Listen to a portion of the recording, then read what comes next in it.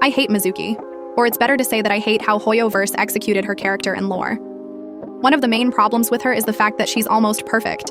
She's kind and polite to everyone, wise, attentive, hardworking, willing to make sacrifices, understands humans unlike most Baku. Not only that, but she's also apparently the strongest Yukai along with Miko, is the most talented among her race and showed her talent already as a kid, healing a nightmare that even the elder Baku couldn't.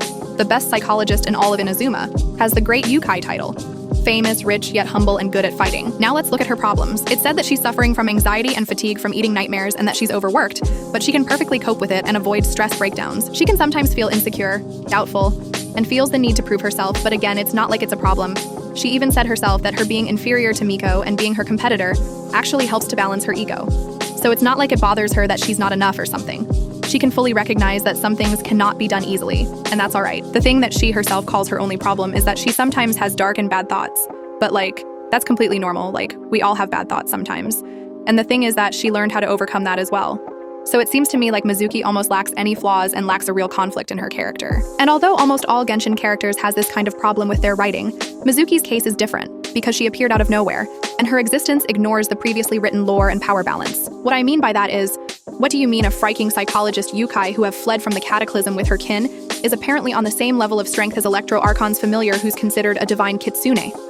What do you mean a psychologist is apparently stronger than the born warrior Yukai and an army general who has been fighting since she was 3 years old? And another point is that we can see Mizuki freely flying around via using her Yukai power.